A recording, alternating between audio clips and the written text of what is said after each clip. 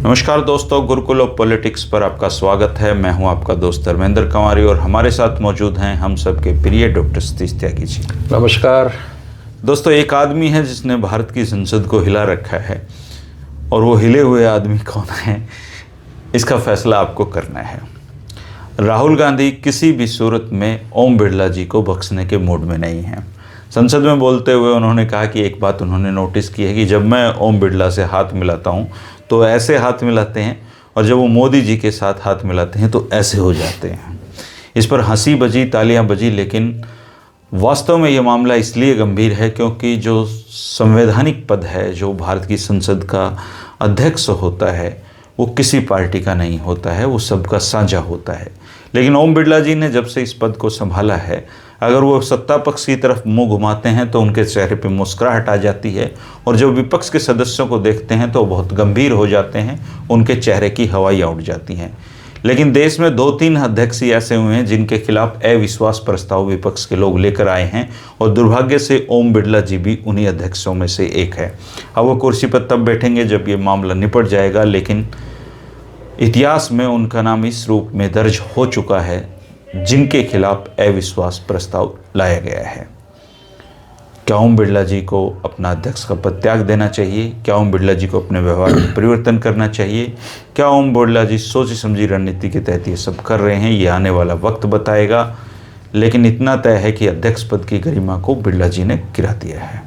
आप इस बारे में क्या कहेंगे? कमेंट करके ज़रूर बताना।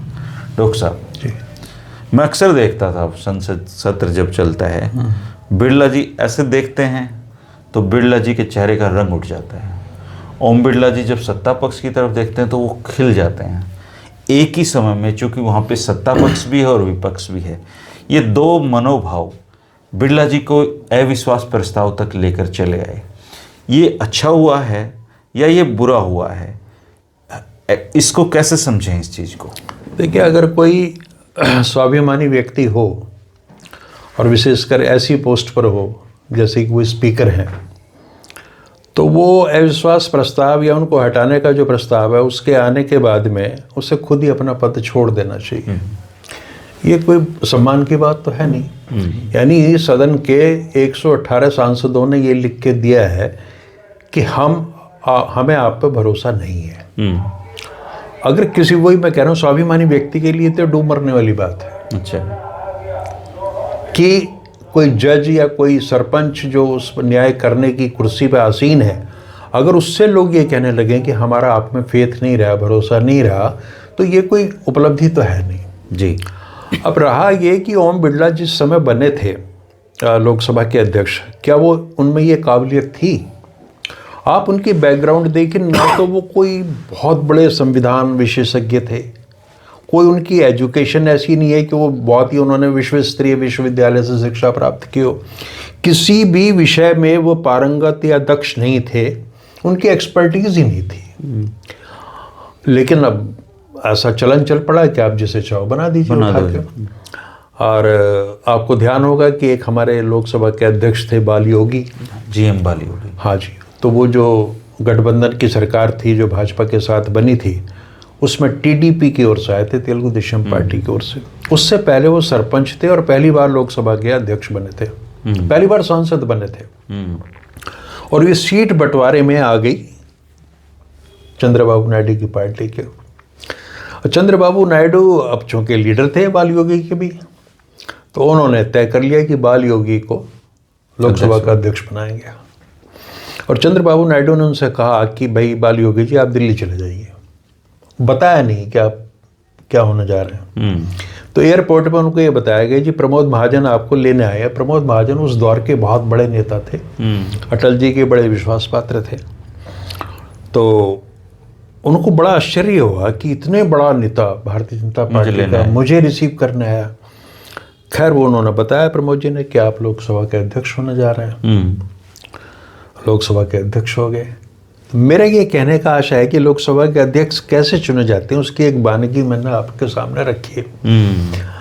बाल योगी का व्यक्तित्व, उनका निजी जीवन क्या था, उससे हमें कोई लेना देना नहीं। हम केवल उस संवैधानिक पद पर जिस पर वो आसीन होंगे उसकी बात कर रहे हैं कि इस तरह से भी चुने जाते हैं। तो बिड़ला जी बिना किसी कोई खास योग्यता के उनको इस पद पर रख दिया गया। योग्यता एकमात्र ये है कि सत्ताधारी दल के इशारों पर वो नाचें और वो जो चाहें वो करें। मतलब अपना कोई विवेक का इस्तेमाल नहीं है। ऐसे आपने देखा होगा कि हमारे उपसभापति थे ये धनखड़ जी, उनके साथ भी क्या हुआ। धनखड़ जी ने तो बेचारों ने हर तरह का सेक्रीफाइस किया था। अब दिक्कत यही है कि अब इनके बारे में भी यही बात हो रही है कि ओम बिड़ला जी कहीं समर्थन करते करते झुकते झुकते इतना तो नहीं झुक गए कि वो असहज हो गए सत्ताधारी दल के लिए।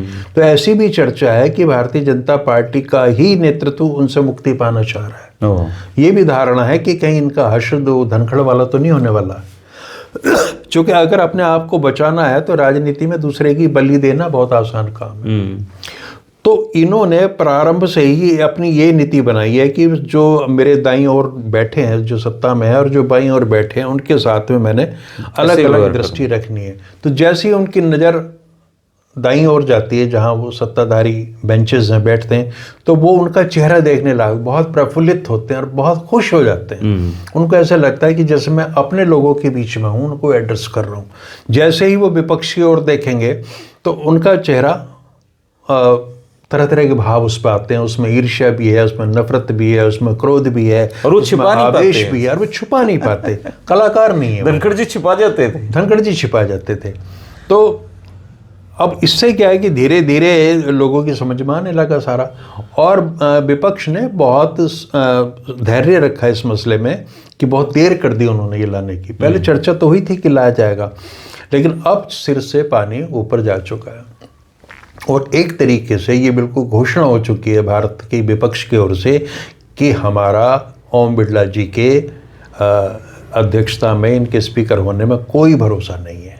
तो होना आदर्श स्थिति ये थी कि उसके बाद व्यक्ति खुद वहाँ से अपने को मुक्त कर ले, लेकिन वो पूरी बेशर्मी के साथ उस पर बने हुए हैं। एक ही काम उन्होंने शायद अच्छा किया, इसका कोई नैतिक तकाजा उनके ऊपर नहीं था, संवैधानिक मर्यादा नहीं थी। ऐसा करना ही होता है जी कि उन्होंने ये कहा कि मैं तब तक नहीं आऊंगा। सबने, बाकियों ने भी ऐसे किया, ऐसे करना ही पड़ता है। हाँ, जाके वो अब अच्छा, एक बात क्या है कि जो व्यक्ति सबसे ज़्यादा संसद की गरिमा के लिए उत्तरदायी है विपक्ष की दृष्टि में, वही सबसे ज़्यादा संसदीय गरिमाओं की बात करता है जो कुर्सी पर आसीन होता है।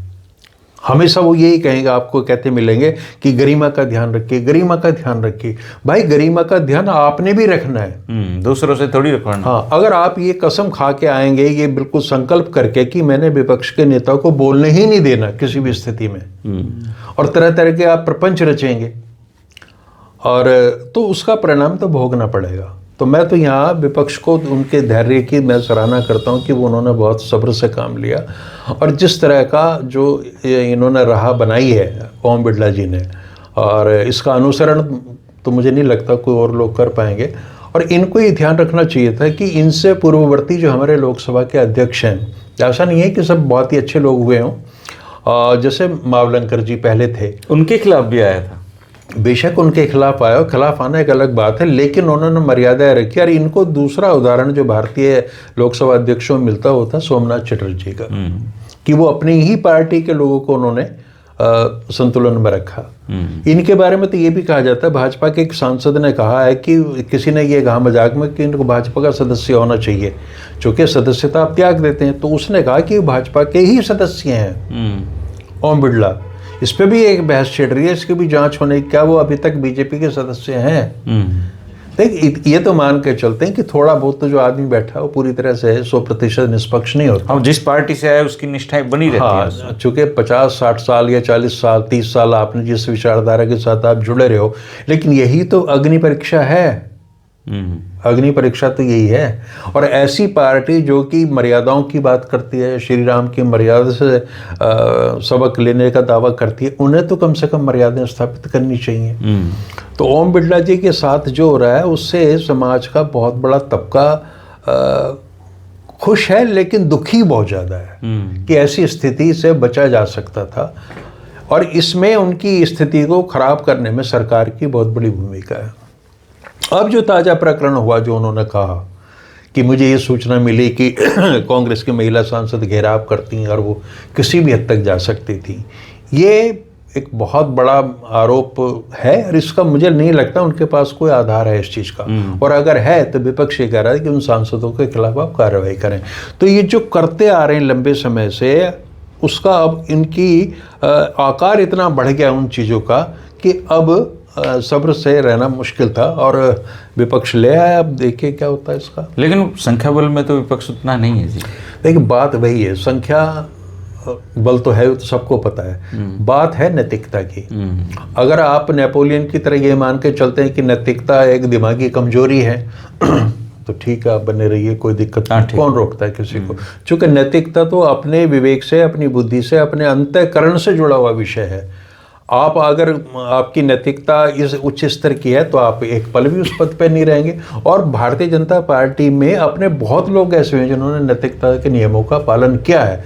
अब कोई बाहर से प्रेरणा लेने की जरूरत नहीं है, और अब नहीं लेना चाह रहे और भारतीय जनता पार्टी एक और ही रास्ते पर चल पड़ी है, तो वहाँ हो सकता है कि ओम बिरला से आगे जाने वाले लोग भी मिल जाएं। लेकिन जब बिरला जी ने यह कहा था कि उनको ऐसी सूचनाएं मिली थी जी कि जो कांग्रेस की महिला सांसद हैं वो प्रधानमंत्री जी का नुकसान कर सकती हैं, क्या ये उनका अपना स्टेटमेंट था या उन्होंने दिलवाया था? क्योंकि कोई भी लोकसभा अध्यक्ष सर, ये मतलब बहुत ही ऐसी बात कही उन्होंने जिसने प्रधानमंत्री की, देखिए शेख हसीना यहाँ पे सुरक्षित हैं जी, दलाई लामा यहाँ पे सुरक्षित है, लेकिन अपनी संसद में भारत के प्रधानमंत्री सुरक्षित नहीं है जी। और इनकी सरकार है, 56 इंची लोगों की सरकार है ये। मुझे ये लगता है कि बिरला जी उत्साह में कुछ ज़्यादा तेज भाग गए, बहुत ज़्यादा आगे निकल गए। होता क्या है, राजनीति में संकेत समझे जाते हैं। जैसे एक सीधी सी बात है, इनको कह दिया गया होगा या समझा दिया गया होगा या ये अपेक्षा की होगी कि इनको स्वतः समझ में आ जाएगा कि मैंने सरकार को, प्रधानमंत्री को बचाना है। तो एक सूत्री कार्यक्रम ये है। अब उसकी मॉडलिटीज़ कैसी हैं कि कैसे बचाना, उसमें शायद ये जल्दबाजी कर गए और गलती ये कर गए, ये जो इन्होंने कहा कि इस तरह की सूचना थी, घेराव हो सकता था, ये था। तो इससे क्या हुआ कि प्रधानमंत्री की छवि पे बहुत विपरीत प्रभाव पड़ा। ये तो बात इन्होंने कह दी, लेकिन जिसके विषय में कही है, इन्होंने ये तक कह दिया कि मैंने उनसे आग्रह किया कि आप ना आए, और उन्होंने स्वीकार कर लिया। मुझे लग रहा है कि कहा नहीं गया, तो प्रधानमंत्री को बचाते बचाते ही उन्हें भी फंसा गए और खुद भी फंस गए। अन्यथा अगर प्रधानमंत्री वहां आ जाते तो पहली बात तो ये कि इस तरह की घटना का कोई सवाल ही नहीं होता। आपकी पार्टी के सारे पार्षद, वो संसद सदस्य वहां बैठे होते हैं, ऐसी कोई हरकत होगी कौन करेगा जी? करेगा कौन? भारतीय मतलब महिलाओं के विषय में आप इस तरह की बात कह रहे हो। एक सांसद तो यहाँ तक बोल गया कि वो दांत से काट खाएंगी उनको। मतलब गिरावट की कोई लिमिट छोड़ी नहीं है इन्होंने तो। और मैं कहता हूं कि प्रधानमंत्री यहाँ बहुत बड़ी गलती कर गए। उनके पास एक मौका था, उन पर जो आरोप संदिग्ध हो गए ना, वो 56 इंची को लेके बहुत बड़ा तबका ये कहने लगा 56 इंच है या 5.6 इंच है, इसको लेके प्रॉब्लम आ रही। तो अब वो सिद्ध कर सकते थे कि वो आते उसमें कि ठीक है सांसद हैं और मैं जाऊंगा सदन में अपना भाषण दूंगा। तो प्रधानमंत्री की छवि को हमारी दृष्टि में, या जो लोग भाजपा की दृष्टि से नहीं देखते, उनसे तो बहुत बड़ा डैमेज बिरला जी ने किया है। और इसीलिए आप देखेंगे कि उनके पक्ष में भारतीय जनता पार्टी अब आ नहीं रही, अब थोड़े से बैक ट्रैक हो। संबित पात्रा तो कह रहे हैं ये वक्त आ गया है राहुल गांधी और कांग्रेस को राजनीति से हटाने का। अब राजनीति से तो देखिए तभी हटेंगे जब इस देश में बिल्कुल संवैधानिक रूप से तानाशाही स्थापित हो जाएगी, और तो कोई तरीका नहीं है। और इतना बड़ा एक्सट्रीम कदम होने से पहले ये देश इतना तो कमजोर भी नहीं है कि यहाँ लोग बैठ जाएंगे चुपचाप, है ना। अगर ये लोकतंत्र और तानाशाही के बीच का ही संघर्ष अब संबित पात्रा की दृष्टि से होने वाला है, तो ये लड़ाई तो बहुत रोचक होगी। और मेरी समझ ये है कि आप कितने भारत के लोगों को कहो कि ये उदासीन है वगैरह वगैरह, लेकिन जब आवश्यकता होती है, मौका पड़ता है, तो ये फिर सिस्टम को हिला के रख एक्टिव हो जाता है, एक्टिव भी हो जाता है। अच्छा सर, इस पूरे प्रकरण में जैसे लोकसभा वो एक किताब का हवाला दे रहे थे, वो किताब मार्केट में थी सर, मैंने वो किताब पेंगुइन के स्टॉल पे वर्ल्ड बुक फेयर में देखी है सर, मैंने वो किताब बिक रही थी। तो सेनाध्यक्ष ने 2023 के दिसंबर महीने में बाकायदा ट्वीट किया है और वो राहुल गांधी ने पढ़ा है वहाँ। और अब वो नरवणे कह रहे हैं कि आई नहीं है, अब पेंगुइन भी कह रहा है कि छपी नहीं है, जो कि किताब थी सर मार्केट में, और बहुत सारे लोग ऐसे जिनके पास किताब अब भी है वो। तो वो तो सवाल ये है ना कि आप पब्लिशर ने कुछ हिस्सा दिया, मतलब लेखक ने उसको दिया, ये तो नरवणे ये कहते हैं कि मैंने किताब लिखी और मैंने उनको दे दी पब्लिशर को, ये उनका मामला है। अब ये उनका मामला है। अब पब्लिशर को दे दी तो पब्लिशर अपने प्रचार का उसका एक हिस्सा है, किताब को लोकप्रिय बनाने के लिए, चर्चित बनाने के लिए वो कुछ हिस्से उसमें करके वो डाल देते हैं मैगजीन्स वगैरह में, डिफरेंट प्लेटफॉर्म्स में, तो वो डाल दिए, तो वो किताब का ही तो हिस्सा है। अब ये जो लिपा पोती हो रही है ना, कई बार क्या होता है लिपा पोती से चीजें और डाउटफुल हो जाती है। किताब का हिस्सा क्या, किताब ही मार्केट में थी सर, किताब तो है। ये राहुल गांधी के जिक्र करने से पहले ये किताब अमेज़न पे उपलब्ध थी। ये राहुल गांधी ने क्या, राहुल गांधी मैच्योर होते जा रहे हैं समय के साथ। मैं तो नहीं मानता कि वो मैच्योर होना शुरू हो गया, तो मैं तो मैच्योर शुरू से मानता हूँ, लेकिन अब वो रणनीति समझ ली है उन्होंने। पहले दिन वो कैरावन मैगजीन का वो दिया, जबकि उनके पास में किताब उस समय भी थी। तो वो क्या करते हैं, अब सारे हमले को एक साथ नहीं करते, धीरे धीरे ये है कि पहले मैं ये कहूँगा इसकी ये रिएक्शन होगी, दोबारा मैं ये कहूँगा इसकी ये रिएक्शन होगी, तीसरी बार मैं ये करूँगा और चौथी बार मैं पूरा वो जो है मामला है उसको ले आऊँगा। तो अब बिल्कुल सिस्टमेटिक तरीके से चीज़ें होती हैं। कई बार क्या होता है कि जो शत्रु है ना वो पहली एक ही बार में अपनी सारी रणनीति बता देगा ये है। तो राजनाथ सिंह भी उस में आ गए बहकावे में कि दो मंत्री खड़े हो गए, छपी नहीं है, ये नहीं है, वो नहीं है, जबकि उन्हें वहाँ ये समझना चाहिए था कि ये व्यक्ति जो ला रहा है चीज़ों को, इसके पास कुछ और भी है। शुरुआत यहाँ से हुई है ना। जैसे दिवाली में होती है ना, पहले बच्चे वो सांप सीढ़ी खेलते हैं, फिर वो फुलझड़ी चीज करते हैं, और रात के टाइम में जो है ना फिर बम। दिल्ली पुलिस ने FIR दर्ज कर ली बकायदा। और दिल्ली फसील भी अपनी फजीयत करा रही हो, वो क्या करें, ऊपर से आदेश आ जाते हैं, वो करने पड़ते हैं। कुल मिला के इसमें से निकलना जाना कुछ है नहीं, चूँकि सत्य है को आप कितना ही दबाने की कोशिश करो, सच तो सच है। और अगर हाँ ये सेनाध्यक्ष की किताब ना होती तो अब तक और कोई व्यक्ति होता तो उसकी छवि पूरी तरीके से मिट्टी में मिला दी गई। अब तक तो उसको जेल में डाल दिया जाता है। बिल्कुल, है ना। हाँ, ये नरवणे की किताब फंसे हुए हैं, चुगरदे फंसे हुए हैं। थल सेनाध्यक्ष वो CDS है, उसको झूठा भी नहीं बता सकते। नहीं बता सकते। और ये तो सिर्फ एक बात है, ऐसे हजारों राज्य हैं जो उसके सीने में हैं। और फिर मोटी बात है, देखिए आम आदमी भी समझता है इस चीज़ को। अगर वो किताब MOD में है, मिनिस्ट्री ऑफ डिफेंस में है और उसका रिव्यू हो रहा है, तो रिव्यू में 1 साल लगता है क्या? वो कह रहे हैं उसकी लाइन टू लाइन और वर्ड टू वर्ड समीक्षा होती है। हाँ तो आपको और मुझे दे दे, हम कर देंगे समीक्षा। इंडिपेंडेंट भी हम बता देंगे क्या है क्या नहीं है। तो राहुल गांधी की तो ओवरऑल इसमें राहुल गांधी का क्या बिगड़ा सर? ये तो ओम बिरला जी का ही सब कुछ दाव पे है इसमें। तो देखिए राहुल गांधी तो बीजेपी तो कहती है कि नॉन सीरियस है और समझ नहीं है सारी चीज़ें, वो तो कहते रहो। तो लेकिन राहुल गांधी की जो छवि अब बननी शुरू हुई है उसमें कई नए तत्व आ गए हैं कि एक तो बहुत ही रणनीतिक दृष्टि से मजबूत हुए हैं, आक्रामक बहुत ज़्यादा हैं, और एक चीज़ के पीछे पड़ जाते हैं तो उसको छोड़ते नहीं। दूसरे एक उनकी क्रेडिबिलिटी राहुल गांधी की ये बन रही है कि उन्होंने जो भी प्रेडिक्शन की है, भविष्यवाणी की है, नोटबंदी से लेकर GST होते हुए तमाम चीज़ें, वो सारी की सारी सही सिद्ध हो रही हैं। अब भाजपा से जुड़े लोग तो नहीं मानेंगे, भक्त तो नहीं मानेंगे, लेकिन आम जनता जो है वो इस चीज़ को मानने लगी है कि इस आदमी में कुछ तो है। लेकिन बिरला जी का क्या होगा सर? बिरला जी धनखड़ जी से सलाह मशवरा करना बहुत सारे बिरला मंदिर हैं इस देश में, एक ओम बिरला का मंदिर भी बन जाएगा। दोस्तों आप ही बताइए ओम बिरला का क्या होना चाहिए? मुझे तो लगता है उनको धनखड़ जी से सलाह मशवरा जरूर कर लेना चाहिए कि कई बार अति तो बहुत बुरी चीज होती है। मिलने नहीं दे रहे ना, तो उनको खुद ही ध्यान रखना चाहिए था। मतलब देखिए चारणगिरी, चमचागिरी या जो ये चापलूसी है ये गलत चीज़ तो है ही जी।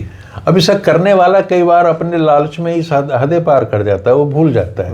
और इर्द गिर्द के लोग भी उसको सचेत नहीं करते कि भाई साहब आप थोड़ा जरा ज़्यादा हो गए। वो कहते हैं ठीक है चलने दो। तो भारतीय जनता पार्टी का अपना जो अंतर्विरोध है ना, वहाँ भी बहुत लोग हैं जो शांत हैं, डरे हुए हैं, भयभीत हैं और कुछ बोल नहीं पाते। तो उनको बड़ा अच्छा लगता है कि हम तो नहीं कर पा रहे, चलो किसी की मूर्खता से तो हमारे उस आदमी का नाश हो जाएगा, नुकसान हो जाएगा, जिसकी हम अंदर से चाहत रखते हैं लेकिन कह नहीं पाते हैं। दोस्तों ओम बिरला की महिमा ओम बिरला जी जाने, लेकिन भारतीय संविधान के लिए, भारतीय संसद के लिए जो कुछ हुआ है ये अच्छा नहीं है। और बिरला जी का नाम उन लोगों में लिखा जाएगा, गिनती होगी जिन्होंने संसद की गरिमा को एक तरीके से ऊपर बढ़ाने की बजाय कहीं और लेकर वो चले गए। आप ज़रूर कमेंट करना इस मसले पे आप क्या सोचते हैं। शुक्रिया आपका। नमस्कार। नमस्कार।